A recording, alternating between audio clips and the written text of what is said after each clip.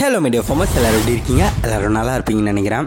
Baby corn ஒரு இன்ட்ரெஸ்டிங்கான ஒரு பயிர். இந்தியாவில் கொஞ்சம் கொஞ்சமாக மார்க்கெட்டை பிடிச்சிட்டு இருக்க ஒரு பயிரும் தான். இப்போ ஒரு சில வீடுகளில் பார்த்தீங்கன்னா இதை வெஜிடபிளாக பயன்படுத்த தொடங்கி இருக்காங்க. இது வெளிநாடுகளில் பார்த்தீங்கன்னா ஃப்ரெஷ்ஷாக கிடைக்கும், கேனடு ப்ராடக்ட்ஸாக கிடைக்குது. அப்புறம் ஃப்ரோசன் கண்டிஷனில் கூட அவங்க யூஸ் பண்ணிட்டு இருக்காங்க.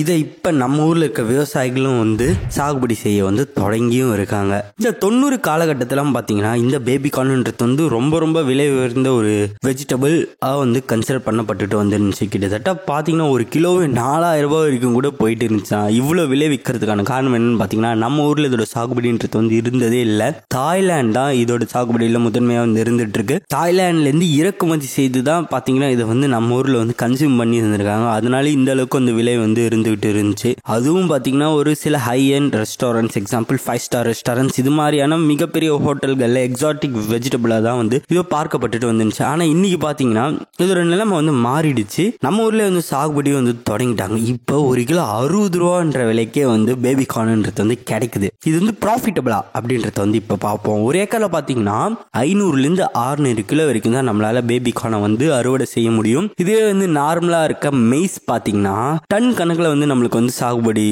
கொடுக்கும். ஸோ மகசூல்ன்றது நம்மளுக்கு கொடுக்கும். 500லேருந்து 600 கிலோன்றது ஒரு கான்சென்ட்ரேட்டடான ஒரு லாபம் தான். ரொம்ப பெரிய அளவில் மகசூல்ன்றது இருக்காது. சரி, இதை வளர்க்கறதுக்கு மூலமா வேற எப்படி லாபம் கிடைக்குன்னு பார்த்தீங்கன்னா இதை ஃபாடர் தீவனமா பயன்படுத்தலாமா. ஒரு ஏக்கர்ல பார்த்தீங்கன்னா கிட்டத்தட்ட 150லேருந்து 200 குவிண்டால் வரைக்கும் நம்மளுக்கு தீவனம்ன்றது மட்டுமே இதுல இருந்து கிடைக்கும். ஒரு ஏக்கர்ல நிலம் தயாரிக்கிறது, அதுக்கடுத்து அறுவடை செய்யறது, இது மாதிரி எல்லா எக்ஸ்பென்சிவ் சேர்த்தனா 20,000 வரைக்கும் ஆகுமா. நம்ம இப்ப ஃபாடர் செல் பண்றோம்ல தீவனம், இது மட்டுமே இந்த 20,000ன்றத சரி கட்டிடும். எப்படி பார்த்தாலும் இதுல டபுள் இன்கம் நம்ம பார்க்க முடியும். ஸோ பேபி கார்ன் மூலமா பார்க்க முடியும், ஃபாடர் மூலமா பார்க்க முடியுமா. இது ஒரு சீசனல் கிராப் இல்லை. ஸோ ஆண்டு முழுக்க சாகுபடி செய்ய முடியும். அதனால பிரைஸ் டிமாண்டை பொறுத்து ஃபிளக்சுவேட் ஆகிட்டே இருக்கும். 160 ரூபா ஒரு கிலோன்றது பார்த்தீங்கன்னா ஒரு நல்ல லாபம். ஒரு சில நேரங்களில் ஒரு கிலோன்றது 160 ரூபாய்க்கு மேலேயும் போகிறதுக்கு வாய்ப்பு இருக்கு. ஆவரேஜ் பார்த்தீங்கன்னா 100 ரூபாயிலேருந்து 120 ரூபா வரைக்கும் ஒரு கிலோ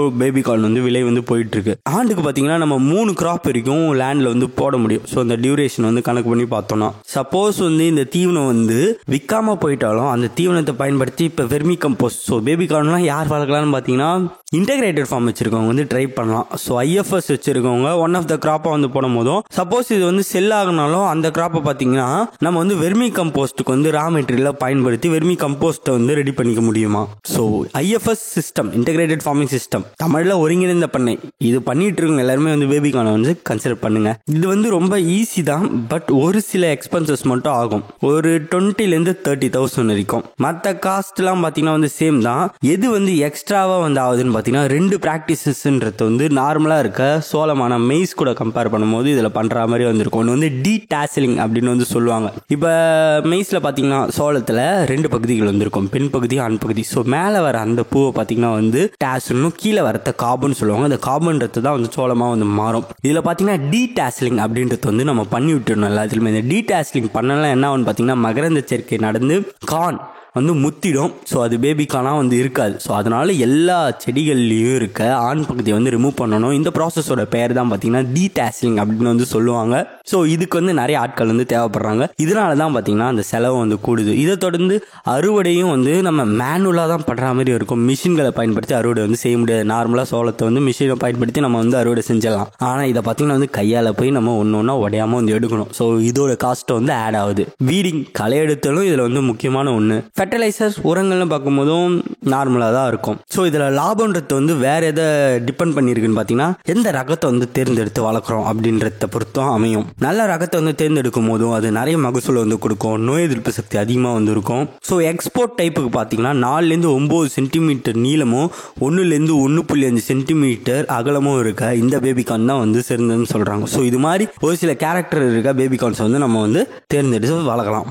VL42 அப்படின்ற இந்த ரகம் தான் பார்த்தீங்கன்னா அதிக அளவிலான மகசூல் வந்து இந்த பேபிகார்ன் சாகுபடியில் வந்து கொடுத்துட்டு இருக்கு. ஒரு ஹெக்டேர் கணக்கில் பார்த்தீங்கன்னா வந்து 1913 கிலோ வரைக்கும் வந்து கொடுக்குதான். ஏக்கரில் மாற்றும் போது 400லேருந்து 500 கிலோ வரைக்கும் கொடுக்கும். ஒரு கிலோ 120 ரூபா அப்படின்ற விலையில வந்து இந்த கார்னை நம்ம வித்தனாலே பார்த்தீங்கன்னா ஒரு ஏக்கருக்கு 72,000 வரைக்கும் நம்மளுக்கு வந்து ப்ராஃபிட் வந்து கிடைக்கும். இதுவே நெட் ப்ராஃபிட்னு பார்க்கும்போது 37,000 வரைக்கும் வந்து கிடைக்குது. 3 கிராப்ஸ் வந்து ஒரு ஆண்டுக்கு நம்ம போடுறோம்னா இந்த செலவு எல்லாம் போய் 1 லட்ச ரூபா வரைக்கும் நம்மளுக்கு வந்து நிற்கும் ஒரு ஏக்கர்ல. ஸோ இது வந்து ரொம்ப ஒரு பெரிய அமௌண்ட்டாக இருக்காது. பட் ஆனால் இது பார்த்தீங்கன்னா வந்து ஒரு சரியான இன்டர்வெல்ல வந்து விவசாயிக்கு வந்து கிடைச்சிட்டே இருக்கும். 3 மாதங்கள் வந்து இப்போ கிராப் டியூரேஷன் வச்சுப்போமே. ஸோ அந்த பயிரோட நம்ம நடவு செஞ்சு அறுவடை செய்கிற அந்த காலம் அப்படி பார்க்கும்போதும் கரெக்டான இன்டர்வெல்ல ஒரு சரியான இன்டர்வெல்ல பார்த்தீங்கன்னா இடைவெளியில் விவசாயிக்கு வந்து லாபம் வந்து கிடைச்சிக்கிட்டே வந்துருக்கும். ஸோ இது வந்து ஒரு நன்மை. இதில் இந்த பேபிகார்ன்றது இவ்வளோ விலைக்கு வந்து விற்கிறதுக்கு என்ன காரணம்? ஸோ 160 ரூபா அப்படின்னு வந்து விற்கிறாங்க. இவ்வளோ காஸ்ட்லியாக வந்து இருக்கிறதுக்கு ரீசன்லாம் என்னன்னு பார்த்தீங்கன்னா 2 ரீசன் தான். முதல்ல வந்து லேபர் இன்டென்சிவ், வேலையாட்கள் அதிகமாக வந்து தேவைப்படுற காரணத்தினால. டீஸ்டாசிலிங் வந்து நம்ம 45வது நாளும் 55வது நாள் இந்த இடைப்பட்ட காலங்களில் பார்த்தீங்கன்னா பண்ணுற மாதிரி இருக்கும்.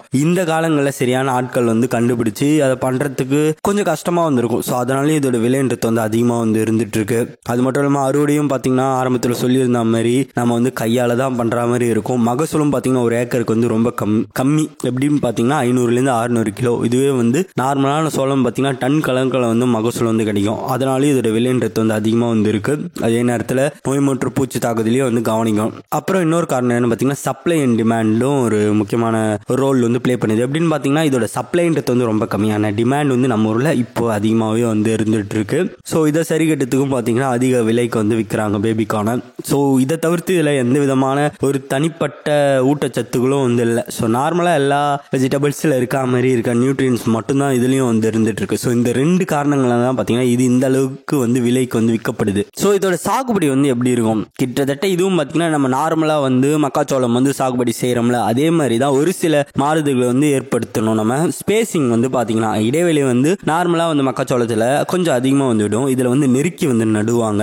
இப்போ நம்ம நார்மலாக இருக்க அந்த மக்காச்சோளத்தில் வந்து நெருக்கி வந்து நடும்போதும் அது பார்த்தீங்கன்னா காபோட குவாலிட்டி வந்து குறைச்சிரும். ஸோ சோளத்தோட குவாலிட்டி வந்து குறைச்சிரும். ஆனால் இதில் அந்த பிரச்சனை வந்து இல்லை. ஏன்னா இது நம்ம இளமையாக இருக்கும் போதே வந்து அறுவடை வந்து செஞ்சிரும். அதனால அது முத்தரணுன்ற அவசியம் வந்து இல்லை. அதனால இதை வந்து நெருக்கி வந்து நடுவாங்க. அதுக்கடுத்து பார்த்தீங்கன்னா நார்மலான மக்காச்சோளம் சாகுபடியை டீடாசிலிங்ன்ற பண்ணுற அவசியம் இல்லை. ஆனால் இதில் வந்து கண்டிப்பாக வந்து பண்ணணும். பண்ணாமல் விட்டோம்னா பாலினேஷன் நடந்து ஸோ அந்த பேபிகார்னோட குவாலிட்டின்றது வந்து குறைஞ்சிரும். அதனால இது ஒரு வித்தியாசமாக வந்து கருதப்படுது.